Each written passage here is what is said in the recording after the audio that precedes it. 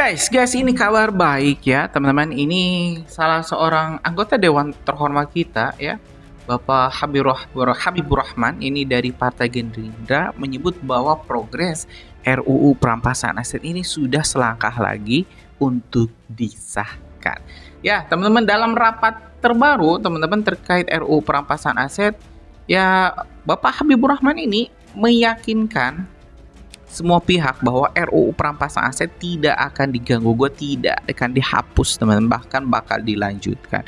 Sebelumnya ini beredar isu para anggota dewan kita ini saat rapat ya, teman-teman, malah ingin mengganti substansi atau fundamental RUU ini menjadi peralihan atau aset recovery.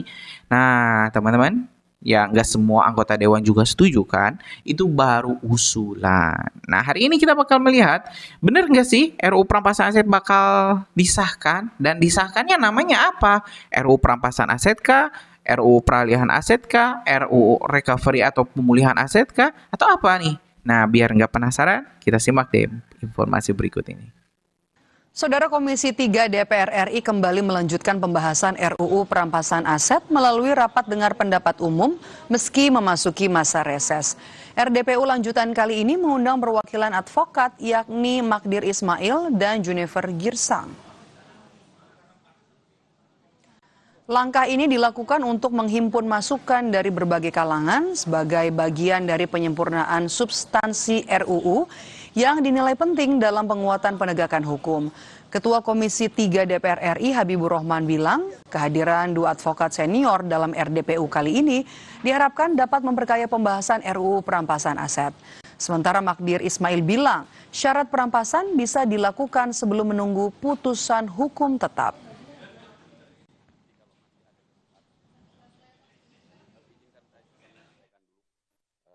Perampasan aset ini akan gaspol ya dalam hal pembentukan undang-undang ini, mulai dari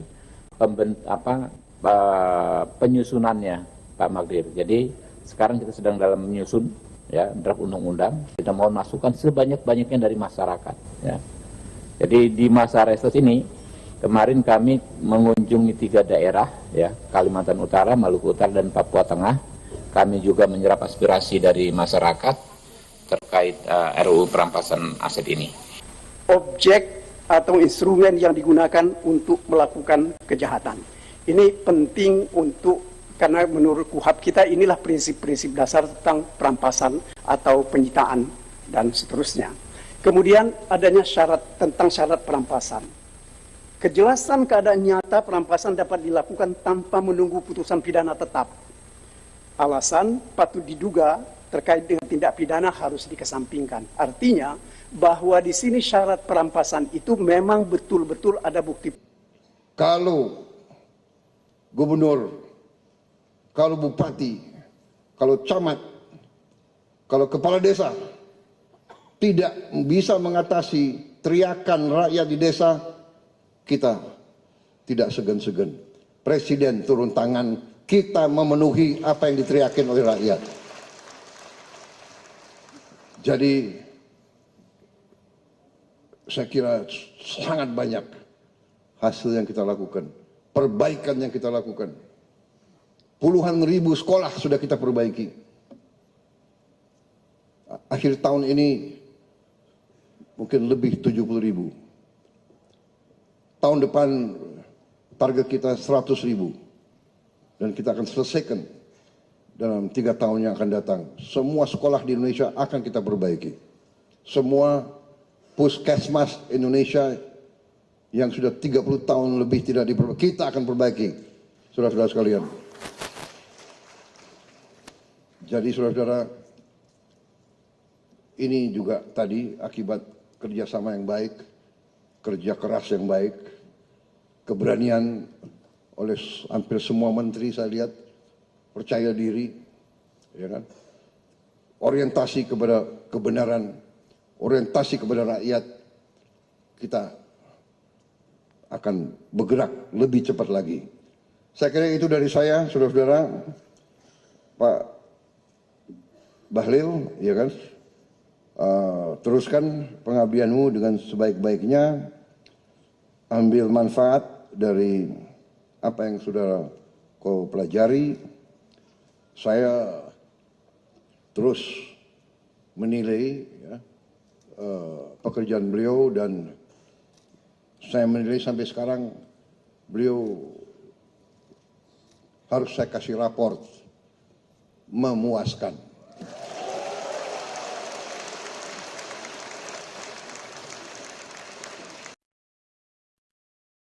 Bu Yanti, ini kan kalau masalah penggeledahan ke rumah Pak Febri pada saat itu dan juga penetapan tersangka yang tidak didahului oleh pemeriksaan sebagai saksi, kalau menurut Ibu tadi kan KUHP tidak mengharuskan.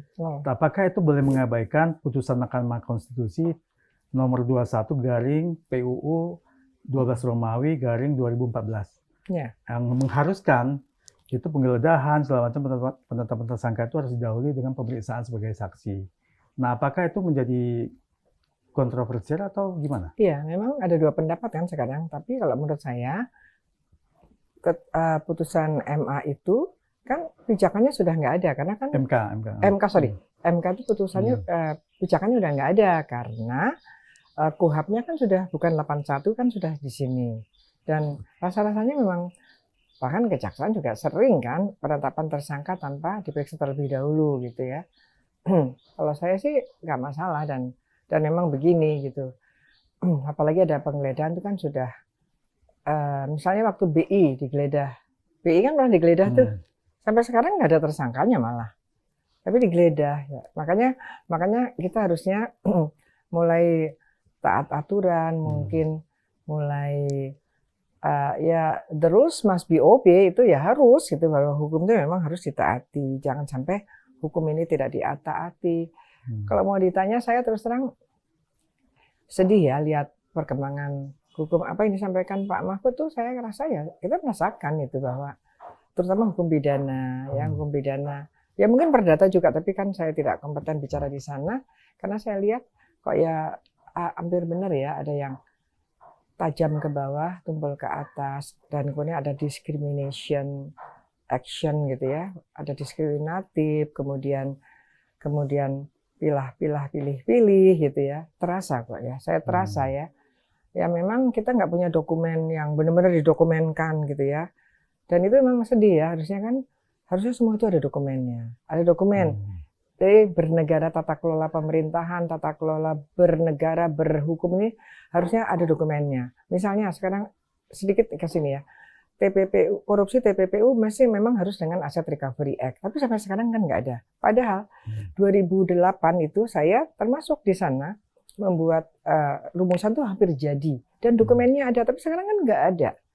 Jadi kita harusnya punya dokumen hukum, jadi kita akan tahu mana-mana gitu ya. Nggak tahu siapa yang harus mendokumentasikan, tentu saja negara ya dalam hal ini gitu. Nah itu rasanya tidak masalah gitu, menurut saya sih tidak masalah. Dan undang-undang perampasan aset ini kan sekarang lagi didesak oleh masyarakat supaya cepat disahkan di balik ya, baik di DPR RI. Iya, tapi kan pembahasannya itu misalnya sekarang hari-hari terakhir ini adalah kita sedang membahas tentang penamaan. Tadi yang perampasan aset jadi katanya minta jadi pemulihan aset. Aset. Recovery, kalau bahasa Inggris recovery. Iya. Pemulihan aset ya. Iya. Mereka menyampaikan sedang ini ada masalah baru. Saya kan terlibat ya. Saya ikut members of RAN, Rencana Aksi Nasional Pemberantasan Korupsi, dan kemudian zaman Jokowi diganti menjadi Strana Strategi Nasional Pemberantasan Korupsi. Itu kita bekerja di tahun 2004-2005 dan saya di situ dan menghasilkan blueprint untuk 20 tahun until 2025 ini. Sudah ada. Setahun itu kita kerja keras. Waktu itu saya memang masih junior ya, tapi kan saya udah doktor waktu itu kan. Junior. Kita bikin, memikirkan, mendokumentasikan rapat di Bappenas dan sebagainya tuh kemana sekarang. Nah, waktu itu sudah sampai di situ juga, tinggal penamaan. Bahkan waktu itu kalau kita tim itu ya udah namanya pemulihan aset aja, memang judulnya itu pemulihan kalau aset. Kalau bahasa Inggrisnya di Indonesia kan ya pemulihan aset, memang karena pemulihan recovery kan aset recovery. Iya, pemulihan aset, di dalamnya ada pengelolaan aset setelah disita, kemudian ada aset sharing, kemudian ada aset seizure, aset forfeiture gitu loh. Jadi tapi waktu itu di masanya Pak SBY ingin supaya namanya lebih menggelegar perampasan aset gitu. Jadi itu bukan masalah sebetulnya, kan sesuatu yang ya jangan menjadi ini ya, jangan menjadi penghambat. Nah, apalagi dikatakan bahwa perampasan aset itu bahaya kalau nanti disalahgunakan, yaitu terutama berkaitan dengan non-conviction base gitu ya, perampasan aset tanpa pengadilan pidana. Kan tanpa pengadilan pidana, tapi menggunakan pengadilan gugatan perdata itu. Kan nggak dijelaskan, sehingga menurut saya dikaburkan seolah-olah tolak aja karena ini bahaya, nanti bisa-bisa polisi jaksa main peras, ya kan, menyalahgunakan kekuasaan tiap lihat aset banyak orang kaya langsung. Enggak juga sebetulnya kan. Ya tapi saya nggak tahu kan, sekarang saya tidak terlibat sama sekali. Tapi saya adalah dulu termasuk, bahkan beberapa sudah almarhum ya waktu itu. Jadi Ibu pernah terlibat sebagai tim perumusan waktu itu ya? Iya, dan menghasilkan blueprint itu. Dan salah satunya harus membuat Asset Recovery Act, and then RUU, dan waktu itu kita terlibat juga. Ada dokumentasinya. Pak Edi Hiarit juga ikut. Jadi kita Momentum ya Pak Edi, Prof. Edi Hiarit. Itu sudah ini sekali ya, udah apa? Enggak, jangan dimentahkan bahwa kita baru mikir sekarang, itu enggak gitu. Masih ada yang orangnya masih ada yang ikut waktu itu kan gitu. Nanti kembali tadi ke penggeledahan rumah Sentul yang punya Pak Febri ya. Itu kan ditemukan 74 kg emas batangan sama uang asing dolar Singapura dan dolar Amerika yang senilai 476 miliar. Nah, ini memang suatu yang fantastis. Nah, pada saat itu kan Pak Febri sudah sempat membuat klarifikasi rumah beliau, tapi emas dan uang asing itu katanya ada pemiliknya. Yang lain, orang lain maksudnya. Nah, itu sudah sempat diakui oleh pengacaranya Don Rito, bahwasanya itu miliknya Don Rito. Rumah itu sudah digunakan sejak tahun 2000 berapa gitu ya. Sudah lama dikuasai. Nah, kalau menurutnya ini misalnya nanti diperiksa, ternyata aset itu memang barang yang disita itu punya orang lain misalnya. Nah, ini kalau dari segi TPPU misalnya, bukan Pak Febri punya misalnya contohnya. Nanti ini gimana nih pemilihan nama baik dan segala macam nih? Yang paling penting adalah barang itu dimanapun, apapun itu barang itu harus hasil kejahatan dulu. Hasil kejahatan. Kalau itu memang hasil dari kejahatan, dan sudah disampaikan kan waktu itu dari 3 kejahatan, 3 korupsi itu dimanapun dititipkan, yang menitipkan itu kena TPPU, yang dititipi juga kena TPPU. Yang menerima titipan juga kena. Iya, bahkan unsur undang-undang disebutkan bahwa menerima hadiah, menerima transfer, menerima titipan, itu disebutkan, atau perbuatan apapun sepanjang itu hasil kejahatan. Jadi 74 kilo dan hampir setengah triliun itu harus hasil kejahatan, harus. Makanya saya harus dibuktikan dulu hasil kejahatan itu ya, harus dibuktikan dulu. Bersama-sama. Kalau saya menulis beberapa buku, dan berkaitan dengan pasal 69 ya. Pasal 69, kalau 69 TPPU itu ya, ini DPR loh yang ini ya, dan pemerintah. Malah orang itu bisa didakwa, ditersangkakan, didakwa, dan diputus TPPU tanpa kejahatan asal. Itu undang-undangnya begitu. Saya punya buku dan saya sampaikan. Saya sudah menyampaikan, saya mensoroti pasal 69. Ini tidak adil kalau tanpa itu. Kalau penyidikan boleh. Tapi ketika mau limpah, karena sudah selesai, mau limpah, harus sudah diketemukan kejahatan asalnya. Kalau tanpa bisa membuktikan kejahatan asal ataupun hasil itu ada dari tindak pidana korupsi, nggak bisa dikaitkan TPPU-nya ya? Kelimpah nggak bisa, kelimpah ke JPU nggak bisa, kelimpah penyidikan ke penuntutan nggak bisa. Tapi kalau hanya mentersangkakan dan kemudian mendalami, penyidikannya didalami situ boleh. bisa. Jadi mentersangkakan seseorang, tadi saya sebutkan, misalnya kan PPATK sering mengatakan PPATK mengirimkan beberapa ribu transaksi yang besar sekali, mencurigakan gitu kan kepada penegak hukum, ya kan? Artinya bagi penegak hukum dia diberikan ini loh informasi data-data tentang data awal tentang TPPU. Silahkan didalami, cari kejahatan asalnya gitu. Ya guys, sudah kita dengarkan ya rapat terbaru RUU Perampasan Aset bersama Komisi 3 yang memastikan bahwa RUU Perampasan Aset ini bakal diperhatikan dan bakal diperkuat upaya penegakan hukumnya.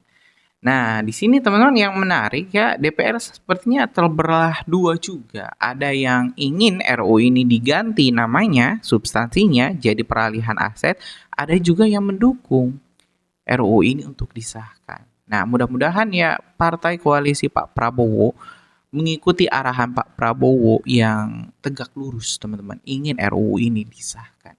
Janganlah diotak-atik, janganlah diganti dengan peralihan aset, recovery aset, jangan. Tetap RUU perampasan aset, biar teman-teman ya para koruptor itu jerak.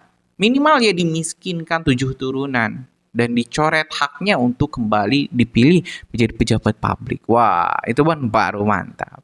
Gimana menurut kalian? Setuju nggak dengan statement saya barusan? Tulis di pendapat kalian di kolom komentar. Kita bakal lanjut di video selanjutnya. Assalamualaikum warahmatullahi wabarakatuh.